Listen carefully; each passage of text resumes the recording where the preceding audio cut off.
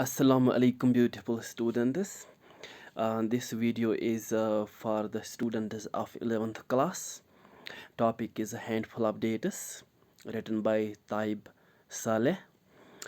A handful of dates is a short story. Components of the lecture are life and works of Tayib Salih. Title of the short story, A handful of dates. What is a short story? Summary of the short story or summary of the chapter. Theme of the chapter, glossary, textual questions, and character sketch of the grandfather. Life and works of Tayib Salih. First, I'm going to show you photo of Tayib Salih, our writer. So it is his photo. Now back to his life and works. Tayib Salih, he was born in 1929 and died a few years, I think around 11 years back in 2009. He was a novelist, columnist, and broadcaster. Studied at the University of Khartoum, a Sudanese university, and the University of London. He belonged to a family of small farmers and religious teachers, you can say Maulvis. He worked for a weekly Al Majalla and held a few honorable positions in teaching, civil service, and broadcasting. He worked with BBC's Arabic service and was UNESCO's representative in the Gulf states. His fictional works are centered on the village life, exploitation of the gullible, and on colonialism. In 1965, he married Julia McLean, a Scottish native, and had 3 daughters by her. He died in 2009 from a kidney failure and was buried in Sudan. Actually, he died in England, then his dead body was brought to Sudan. His notable works, he has written many novels and short stories, but the best, or we can say the famous or notable works by him are The Wedding of Zayn. Number 2 is Season of Migration to the North. He was writing in Arabic language, and then his some of his books, not all, some of his books were translated in English language. Season of Migration to the North. This book made him famous. It was translated into 30 languages. However, it was banned in Sudan. Next, you have A Handful of Dates. Handful of Dates is your chapter. This short story is also titled A Handful of Dates, but Handful of Dates is actually a collection of short stories, a book of short stories written by Tayib Saleh. Next, we have title of the short story, A Handful of Dates. A handful of dates, well, we don't have say difficult words in this title. It simply means a small quantity of dates that one can hold in one's hand or in a hand. Actually, Tayib Saleh has published a collection of short stories titled A Handful of Dates in 1964. I already told you it. In the context, a cute child eats a handful of dates and then realizing that the dates were unlawful, throws them up. Next, we have what is a short story. So before I tell you what a short story means, what a short story is, I want you people to watch this video till end and pay attention to my pronunciation, how I pronounce words, because you people, you have to master this English language. You have to learn vocabulary, spellings, grammar, and more importantly pronunciation, because most of the teachers, English teachers here in Kashmir, they mispronounce words. I want you people do not become like them. I want you people to pay attention to my pronunciation, because I try my level best. I try my level best to pronounce every word correctly. What is a short story? A novel in a miniature form, or a short novel. It has characters and plot like novel. It generally focuses on a single subject or theme. Anecdotes, fables, Fairy tales and parables are all examples of the oral storytelling tradition that helped to shape the short story. It has a series of incidents related to a central situation. It should have a maximum of 20,000 words. So you can pause video here and read it once again. Next we have summary of the short story, a handful of dates. This summary has been written by me in simple words so that the students of 11th class will understand. In the story, an adult narrator shares his childhood experiences with the readers. He says that he was an intelligent and cute child. He had learned a few chapters of the Holy Quran by heart and recited them in his melodious voice wherever he was asked. He knew swimming also. He loved his grandfather most and dreamed to grow up and be like him. He was his grandfather's fan. He pleased his grandfather with his lilting recitation. He brought water for him to make ablution before prayers and spread habitually his prayer rug. He followed his grandfather everywhere. He was the apple of every eye at home, mosque, and village. He was deeply curious to learn and often asked questions that unveiled his inquisitive nature. However, once he learned that a neighbor named Masood had been wronged and exploited by his grandfather had usurped a few acres of Masood's land already and was bent upon usurping more. He felt for Masood and his tender feelings for his grandfather transformed into bitter feelings right away.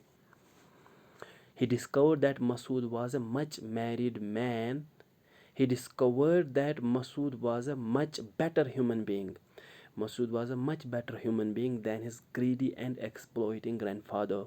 At the end of the story, when his grandfather gave him a handful of dates taken unlawfully from the poor Masood's harvest, he ate them first, but soon vomited them up and ran far away from the sight of his greedy grandfather. He began to hate his grandfather, whom he had been adoring dearly. Theme of the chapter or theme of the short story titled A Handful of Dates. The short story A Handful of Dates contrasts the childhood with the old age. The children are sincere, pure hearted, generous, and loving. The oldies, on the other hand, are greedy, unkind, hypocritical, and inhuman. The children want a cooperative society where everyone is happy, smiling, and peaceful. But the oldies will never accept such simple society as they feel that they live in the pragmatic society where everyone faces a cutthroat competition in order to survive. According to oldies, to be kind is to be weak and poor. They don't lose any chance to exploit one another, let alone their close neighbors. However, such mode of living on the planet Earth may give them the coins of choice, but not the peace, love, and bliss which the children generally or usually enjoy. To sum up, the theme of the short story is that all are born kind and honest, but age corrupts and perverts some of them. Glossary. Strip of water means a stream. Luxuriant means dense. Slender means slim. Prayer rug means prayer mat. Indolent means lazy. Ewer means jug. Shabby means despicable. Froth means foam. Actually, the foam that comes out of animals when they run a lot. Clump means bunch. Spewed up means vomited up. Textual questions. How old do you think the narrator is? Give reasons for your answer. The narrator is an adult. However, he shares in the story his childhood experiences. He tells us about his age at the very outset of the story. He adds that he was his grandfather's favorite and wanted to grow up and be like him. He was patted on the head and pinched on the face everywhere he went with his grandfather. Question number 2. Why did the narrator enjoy going to the mosque? The narrator in his childhood enjoyed going to the mosque because he was quick at learning the Quran by heart and had a sweet voice. He was asked to recite the chapter of the Quran titled The Most Merciful. Whenever there were guests in the mosque, everyone loved him dearly. Question Question number 3. Why did the narrator wish to grow up like his grandfather? The narrator in his childhood wished to grow up like his grandfather because his grandfather was tall, white bearded, and good looking. He was greeted, respected, and honored by everyone.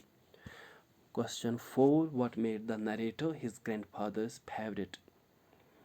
The narrator in his childhood was very witty and wise. He recited to his grandfather the verses from the Holy Quran in a melodious voice. He brought him water for ablution. Most importantly, he knew when to talk and when to be silent before his grandfather, and that made him his favorite. Question 5. Why did the grandfather dislike Masood? The grandfather disliked Masood because the latter was indolent and many times married. Question 6. I don't know why it was. I felt fear at my grandfather's words and pity for our neighbor Masood. Why do you think the narrator? Why do you think the writer feared his grandfather? Why did he pity Masood? When the grandfather disclosed his wish to buy all the remaining land of poor Masood, the writer feared his grandfather and felt pity for Masood. He didn't know before that his grandfather was so mercilessly greedy and inhuman. Question 7. Grandfather's eyes sparkled momentarily with intense brightness. The emotion he felt was. Answer is greed. Question 8. Why was Masood standing aloof although the date palms to be harvested were his own? Masood was standing aloof although the date palms to be harvested were his own because he was a simple human being and didn't attach much importance to worldly goods and chattels. Question 9. Why did Masood's remark about palm trees having a heart embarrass the narrator earlier? Do you think he changed his mind?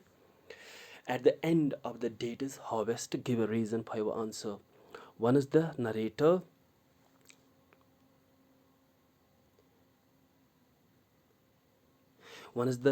in his childhood was playing with a branch cut from a palm tree, and Masood saw him and advised him not to cut branches of palm trees as they too have life like humans do. This embarrassed the narrator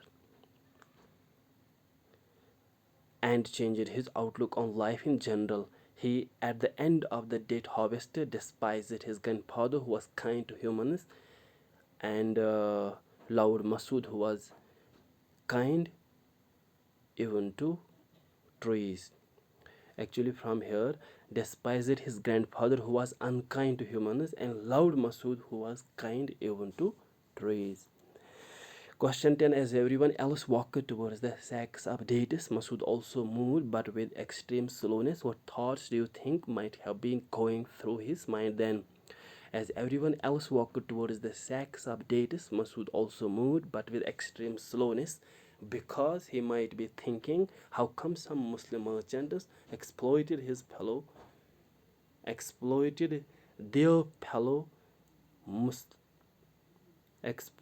their fellow Muslim.